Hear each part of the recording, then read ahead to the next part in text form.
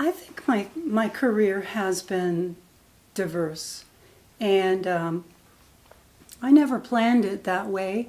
I didn't plan anything for my career. I didn't know what I was going to be when I grew up.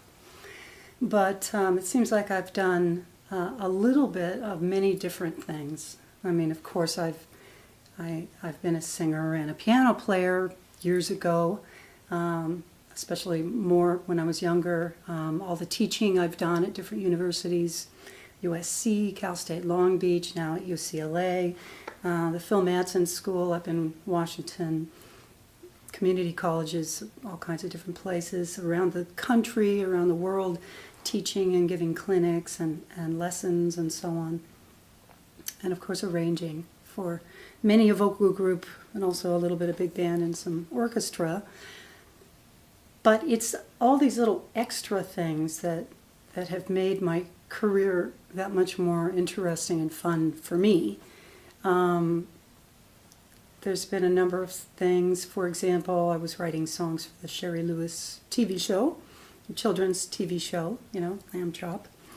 My first job with that was to write a song that was going to teach Lamb Chop to scat sing, which has turned out really fun and cute. So we got Lamb Chop scat singing. And, but another fun, just sideline job was working on the movie Prince of Egypt, which was a major animated DreamWorks release quite a few years ago. And I was a dubbing supervisor in 6 different territories, so that meant I spent a month in each place. I think Denmark, Portugal, Greece, Thailand, Japan, Mexico. And you can imagine spending a month in each place, what a fun cultural experience that was. Plus the working style and so on in each different culture was quite different, and it was just a cool job. As I said, I didn't know, no one plans for a career like that that's so diverse. I just sort of took it as it came, and it developed a motion, a direction of its own, really. And sometimes I wonder what it would have been like if I had specialized more, if I had specialized in being a piano player, or even if I had specialized in being an arranger and just really focused on that.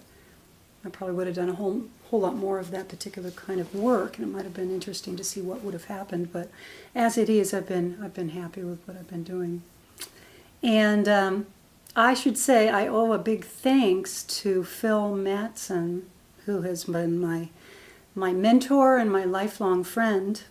I met him at age 16 when I was just fresh out of high school. I graduated a little bit early and went to Foothill College, which was my local community college, and I didn't know what I was going to do in life.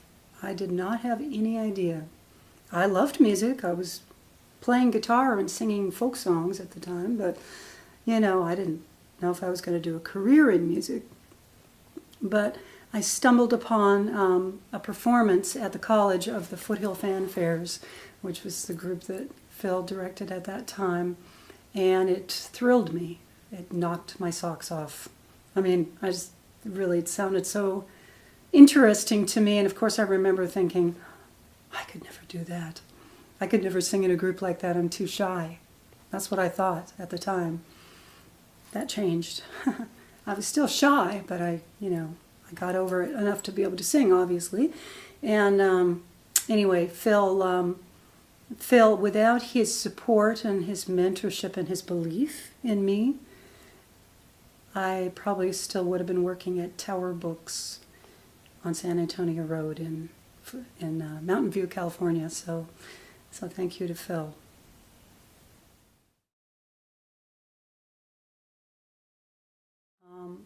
And I will say this from the outset, that it takes forever for me to write a very creative arrangement for anybody. I mean, it can take at least 40 to 60 hours. I mean, it's a little bit like a ballet or something. I think in that, you know, you have to practice dozens and really hundreds of hours to make it look easy. So, interesting that with that said, all the time it's taken me to write these arrangements. When I wrote for Impact, they were doing a Christmas CD, and they asked a number of different arrangers to write for them, and I was one of them. And they allowed me to choose or propose whatever song I wanted. And for some reason, I got this idea to write a kind of crazy version of Tchaikovsky's from the Nutcracker Suite, Dance of the Sugar Plum Fairy. And the first inspiration I got about that, because we had lyrics to it, one of our friends, actually from the Bobs, Amy Engelhart, wrote lyrics to this. And that one was one of the quickest arrangements I ever wrote, actually, because the inspiration came and it just flowed and it totally worked right away with no creative blocks. And it was also one of the craziest arrangements I've ever written. The thing starts in 5/4. There are periods of 10/4, I think 11/4, 3/8, measures of 3/8. And it sounds so crazy. I'm pretty sure Impact probably wanted to kill me when I sent it to them, because on paper it looks like, oh my gosh, what in the world is this? And they invited me up to Seattle. They flew me to Seattle to rehearse with them so that I could probably help them understand what it was supposed to sound like. And actually I got to be there when they recorded it too, and I helped produce that recording. But it kind of came out sounding really fun and very natural. You would never guess that it had all these meter changes throughout it. But anyway, it just goes to show you, you never know what you're going to get when you start writing an arrangement. It could take you 40 hours or 60 hours, or it could take you, 10 hours. Not too bad. I was so honored when New York Voices asked me. Darman called me one day and he said, we're doing a tour with the Boston Pop Symphony Orchestra, and we need some more Christmas music. Do you have anything? So I proposed to them an arrangement I had written for Beachfront Property, and of course I checked with Beachfront Property, and they very generously gave their okay to allow New York Voices to use it. And then New York Voices asked me, would you like to write the orchestral part also? And I said, sure, I would love to. So that meant I got to write for the Boston Pops and have New York Voices singing my chart, which to this day I'm just, thrilled. And they recorded it actually on their Christmas CD called Let It Snow this year, last year, 2013. And so thank you, New York Voices, for that. And Beachfront Property is the group that I had originally written that arrangement for. And they are dear friends. They're longtime friends. I've done a lot of writing for them. And I have to say I thank them and appreciate them so much, because I think they liked my writing, and they seemed to like to work with me because they kept calling me to do stuff. And, I just am so delighted that they recorded these beautiful CDs with my arrangements and sang them so well, and had a wonderful rhythm section that was always working with them. Joe LaBarbera on drums, and Tom Warrington on bass, Dave Loeb on piano, and Bob Shepard played flute and soprano sax and so on. So that was really awesome too. The Swingle Singers, I just wrote one chart for them, and that was a Carole King song that I used to sing when I was a teenager, so I knew the song really well. And they were also doing a concert with the Boston Pops, so I got to write their arrangement of it, and also the orchestral arrangement, and that was quite a thrill.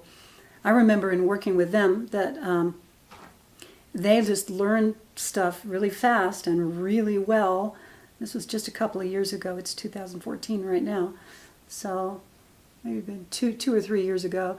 But we did they had just gotten the music. I think they had only had one rehearsal on it, and we did a Skype session. They must have been in London. I was in Los Angeles. And so I listened to them sing it, and they already sounded just great. I mean, they really could sing it well. I think they read well, and it's just, high level of singing chops and musicianship in that group. So I've done a lot of other unusual writing. It seems like the last few years I've written a whole bunch of arrangements in Mandarin Chinese. And no, I don't speak Chinese. But it just happens I have friends and a group I write for called Okai Singers in Taipei, Taiwan. And that has led me to meet some other vocal groups who have kindly invited me to write for them. And they send me, the lyrics and the song in Chinese. Usually I transcribe the song, but it's just a little folk song, a traditional, diatonic song. They write me the lyrics in Chinese with a translation, and then they help me understand where the word stresses are and so on in the Mandarin language. And somehow I've been able to turn these very simple little diatonic folk songs into vocal group, 4 or 5 minute long, interesting, contemporary sounding arrangements, and that's been a fun challenge. And I did my first steel drum band chart recently for a group in Austria. This was a vocal, actually for a vocal choir with steel drum band accompaniment in an Austrian dialect. It wasn't even in German. It was in an Austrian dialect, which if you spoke German, you probably would not know the words in this dialect. So, and I certainly didn't know it because I don't speak German anyway. But that was fun. It was interesting. I had to study up, go figure out how to write for a steel drum band.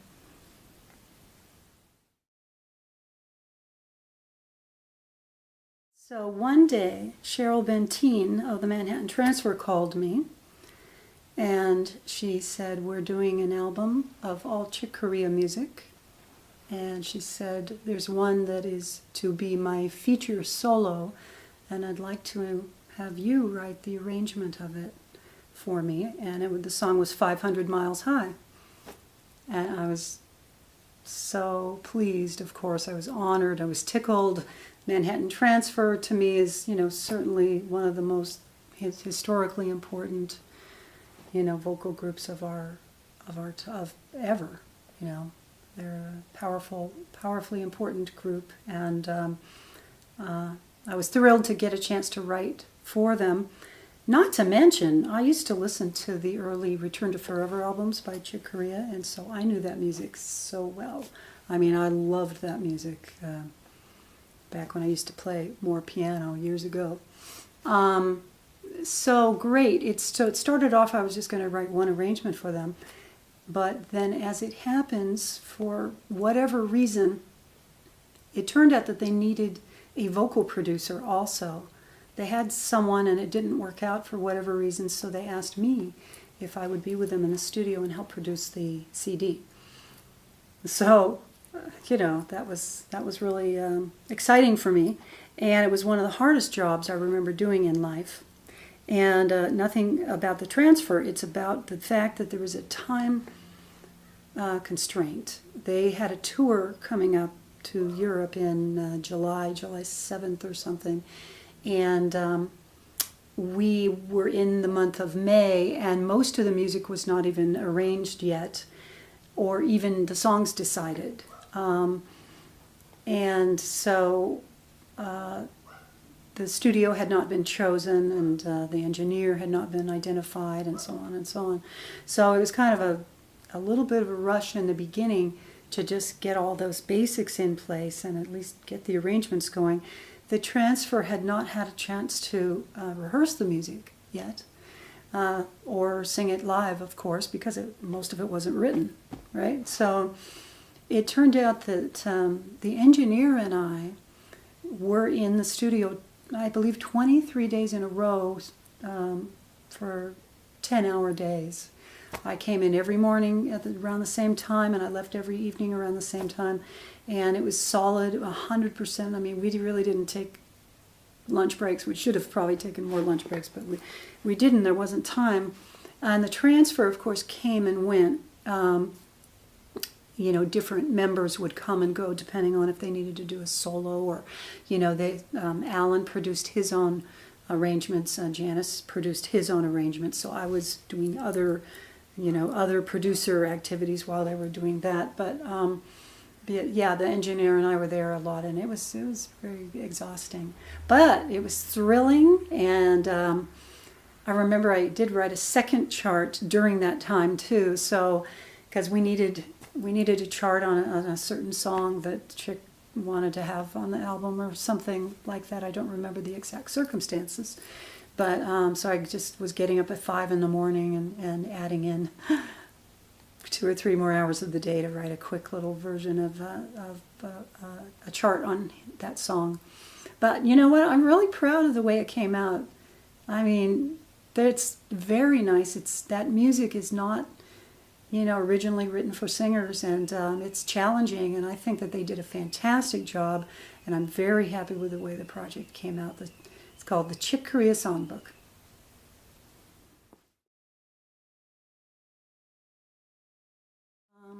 I've done a whole heap of teaching in my life. I've done it ever since just shortly after I started to learn about jazz at about age 16. I started teaching it almost right away after that because I was working with Phil Manson at his summer jazz camps, and so I started teaching teachers right away, whether I was qualified completely or not at the time.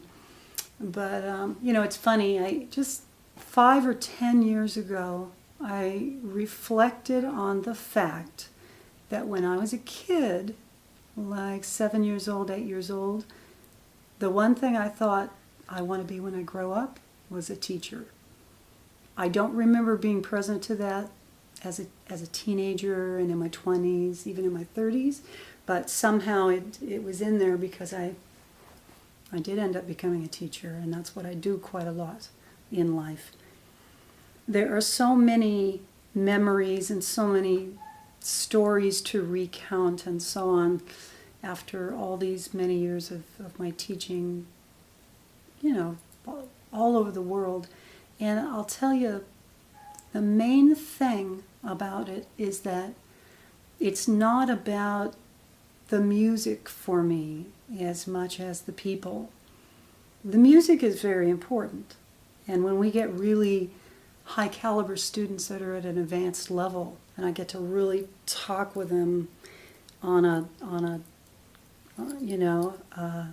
sophisticated musical level, and it's satisfying.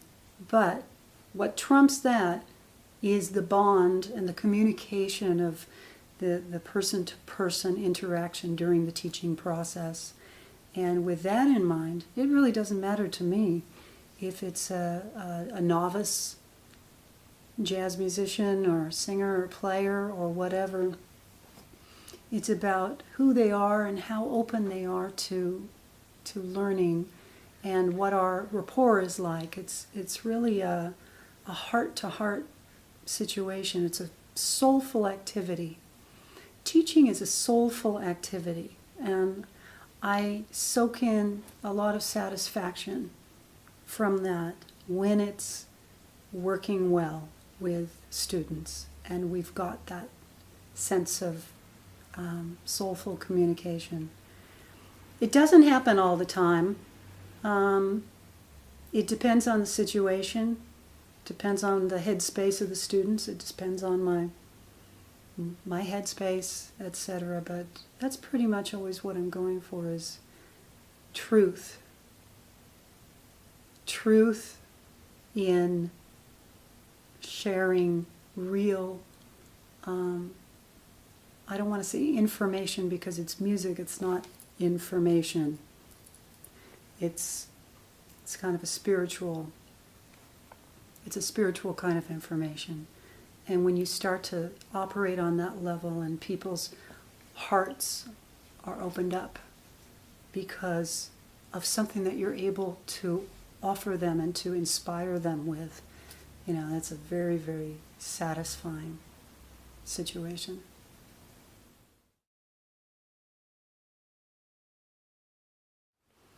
regarding what I'm up to and spending my time with these days, I'm really interested to sort of reinvent my career right now. I have been doing pretty much the same basket of things for a long time, and it's time to make a little bit of a change and to branch out into some other areas.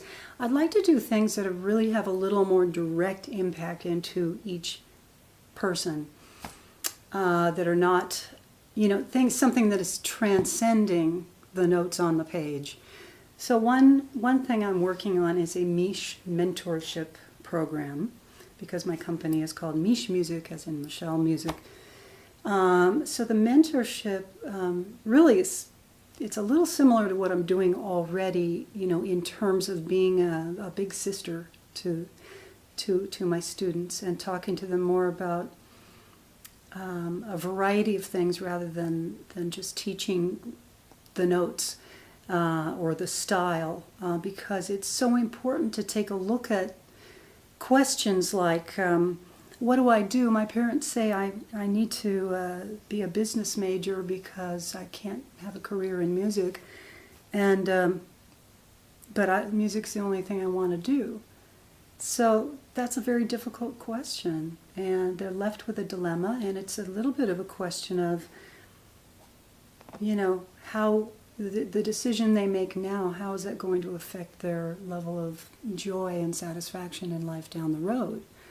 And I'm not saying that one answer is correct and the other one is not correct, but I am saying that it's worth talking about it, looking at it, and considering options. I've found in life many times people see door A and door B, and it never occurred to them that there might be a door C.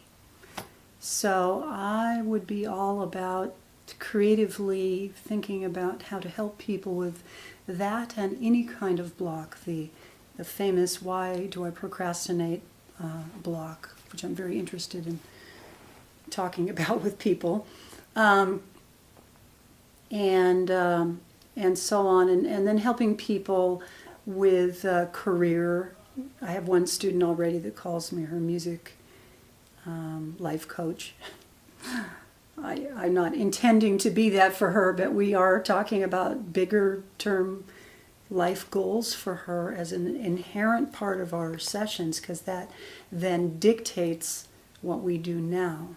So looking at long-term goals, I do think is of great value. So there's that, and I am doing an app right now.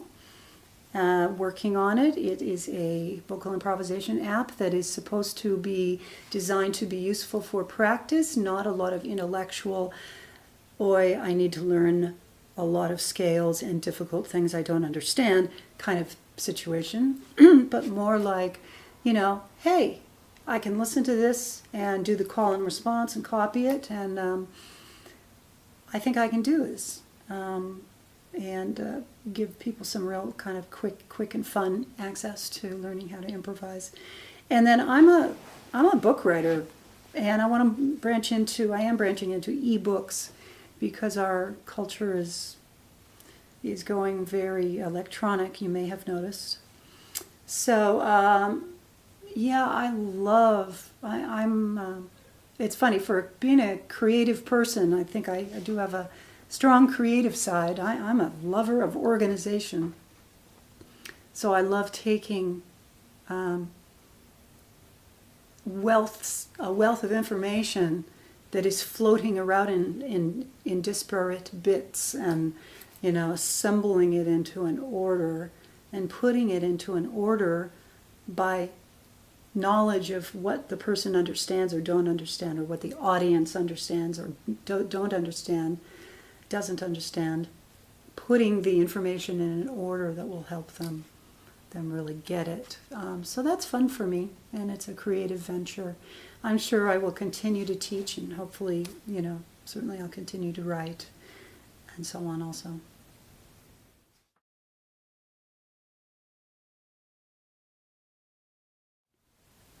I know that there are a lot of choral conductors out there for high school and college that probably have a secret interest in dabbling with vocal jazz and trying to conduct some vocal jazz literature with their choir. And they don't, probably because they don't know how to begin, where to start. And quite honestly, it is kind of daunting. I mean, there's a lot of pieces of the puzzle in directing vocal jazz choir, because you have all of the choral considerations as per all choirs, but then you've got all the stylistic considerations, especially of swing music, but then, you know, all styles pertaining to jazz. And then there's the sound system, which is a bugaboo, and just creates more complicated stuff to have to coordinate and work out, and not to mention buy. And then there's the rhythm section also, and how to manage, you know, mentoring your jazz piano player when you don't know anything about jazz piano. Same with the drums, same with the bass, and so on. So, but I will say that, well, actually, one more thing complicating the issue, too, is that there is a musical type of choir called show choir that is different than jazz choir, and the lines can be blurred sometimes if you don't know that much about one or both of them. And really, show choir is just a whole different thing and has its own place in our musical culture for sure, but it's not jazz choir. Jazz choir exists for the music only. It's not designed to be a show. So and the music tends to be more sophisticated, certainly. So I would say, you know, if it were me, the first thing I would do if I were a choral conductor wanting to learn about jazz is, certainly I would listen to jazz choirs and maybe make it a little bit of a study to check out, you know, a handful of different choirs and just sit and listen to them closely and listen to what is their vocal tone, how are they handling their vibrato, what is the text sound like, what is the pronunciation like, how modified are the vowels, and so on. And then listen to the style, what does the rhythm feel like, where are the accents, you know, etc. And then I would learn to play piano, basic jazz piano. Sounds like there would be a whole lot to it. It might take you the next 6 years, but it won't take you 6 years. It is so relatively easy to do, to play functional jazz piano, just basic chords. And I am telling you, that'll help you so much with your teaching. And for me, it transformed my career. Without having chosen to learn piano, you know, I couldn't have done half of what I do. It helped me learn to improvise, because I could read the chord changes, I knew what they were, and I could play them at the piano, and then I could hear them, and I could understand where the trouble spots were in the harmonic progression. I could say, hey, you know, between this chord and this chord is a big awkward harmonic leap. I've got to practice singing through that. It helped me to speak the language of jazz with anybody and everybody. I could talk the players' talk, I could talk the singers' talk, because I knew the names of the chords and the processes and the concepts and everything through jazz piano. You know, I was initially asked to do section leader rehearsals in choirs and things because I played piano. I even took over for the director sometimes when the director had to be gone, because I was a good jazz piano player, etc., etc. It's really, really, really worth your while. And it's good music. It can be good music, and I so wish that more of our, you know, really stronger choral conductors would experiment with that, because I think you could have a lot of fun with it. When you think of somebody like an Eric Whitacre, who's a very popular composer for traditional choral right now, that music is jazz in some ways. I mean, the harmonic and the voicing structure of that music is so, you know, there's so much dissonance and so much thick, clustery sounds that if you can do that with your choir, you can do jazz. definitely. You just need to learn swing feel. You can do that from summer camps or going out to find a mentor or find a private teacher. You know, I have a couple of teachers I work with now, and we talk regularly, and I just answer all their questions. All the stuff you weren't taught in choral conducting classes in college, or because you didn't play in jazz band. There's a whole wealth of stuff about jazz you weren't taught, but it's easy to learn it within a couple of sessions. So I encourage people to reach out to get their questions answered.